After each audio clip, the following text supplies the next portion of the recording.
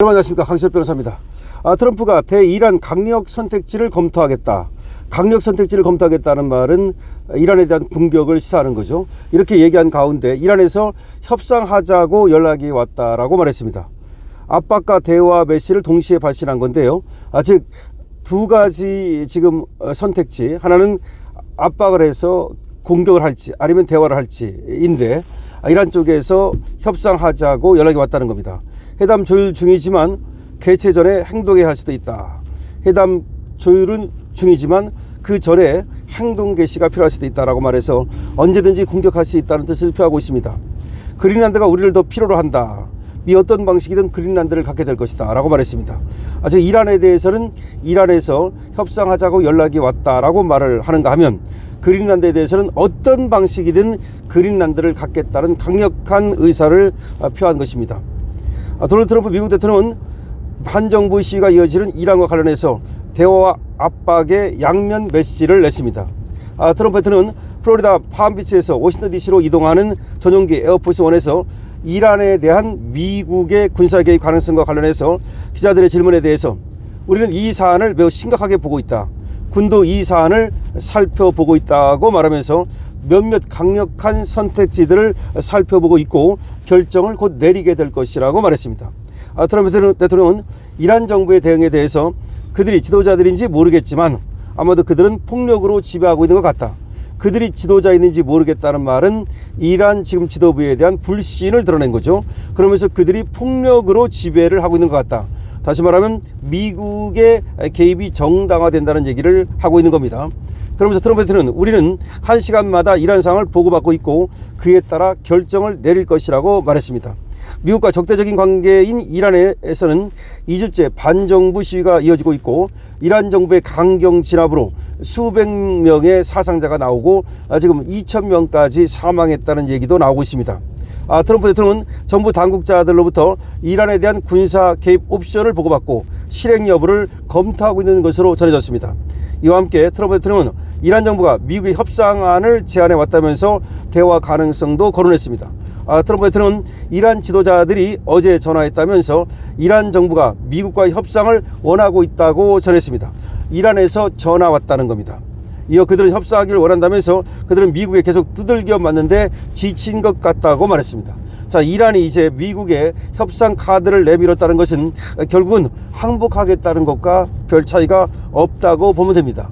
트럼프 대통령은 하지만 양측 회담이 열리기 전에 벌어지고 있는 일들 때문에 우리가 먼저 행동해야 할 수도 있다. 하지만 회담은 준비되고 있다.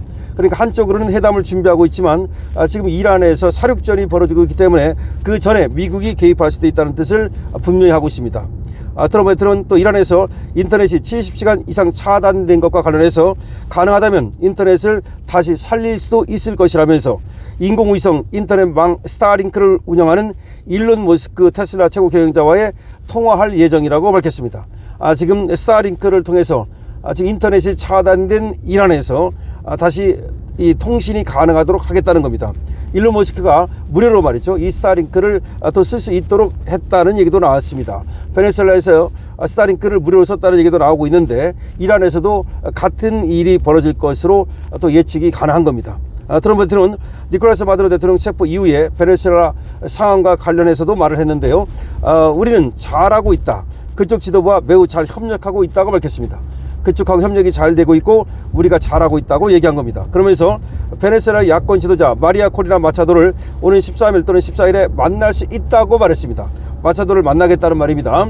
베네수엘라 석유 인프라 재건 사업에 미국 기업들의 참여를 촉구한 트럼프 대통령은 투자에 신중한 기조를 보인 엑슨모빌을 지목하면서 엑슨의 반응이 마음에 들지 않는다. 그래서 엑슨을 배제하는 쪽으로 마음이 기운 사람도 있다.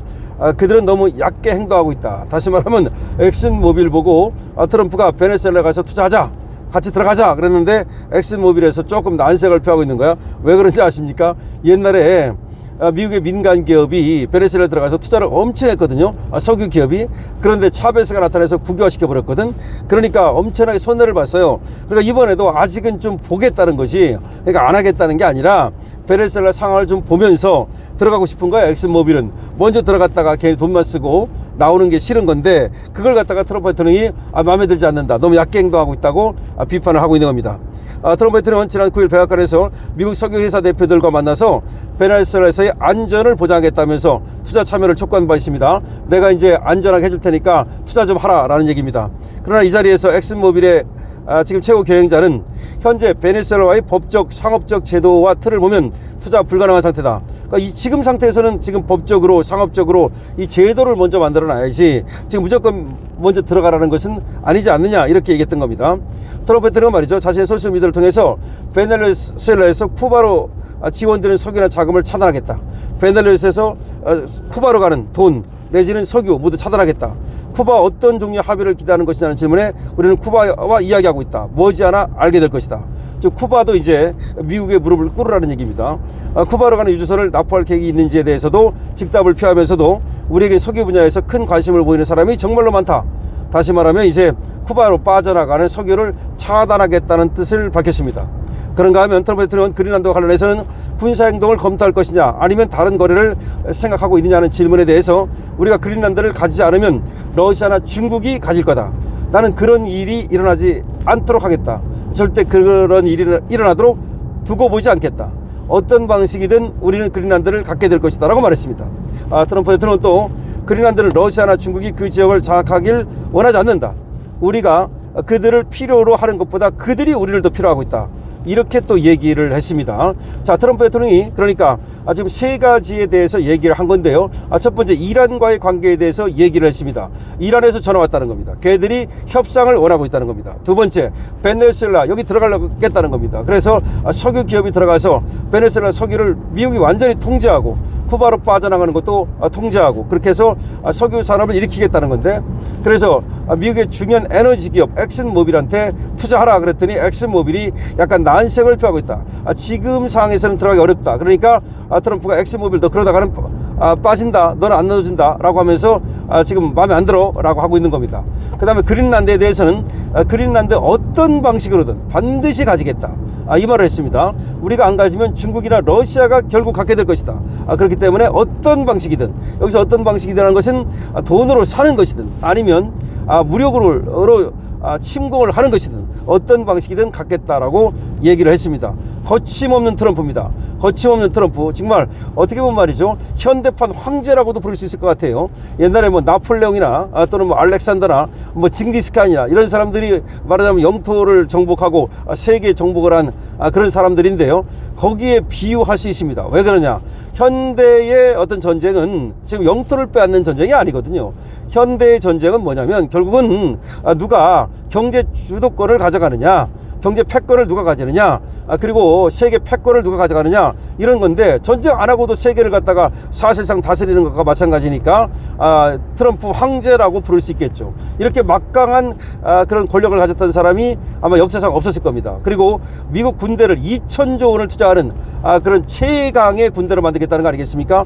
감히 넘보지 못하는 군대를 만들겠다는 것, 이거 역시 트럼프가 황제급이니까 이런 어떤 전략이 가능하다, 이런 구상이 가능하다는 점에서 트럼프 황제다 이렇게 불러도 정말 다를 바가 없을 것 같습니다. 틀린 것이 아닐 것 같습니다. 어쨌든 지금 이란도 전화 왔다는 말은 결국은 항복이 지금 가시화되고 있다라고 볼 수 있겠는데요. 다만 트럼프는 지금 이란에서 사람이 죽어나가고 있기 때문에 협상보다는 만약에 필요하다면 그 전에라도 군사행동을 먼저 하겠다고 얘기했습니다. 아마 이거는 이란을 압박하기 위한 하나의 전략으로 보입니다. 강신업TV입니다. 여러분들께서 트럼프 박수 쳐주시고요. 222원 주시고요. 그리고 강신업TV의 좋아요, 구독을 부탁드립니다.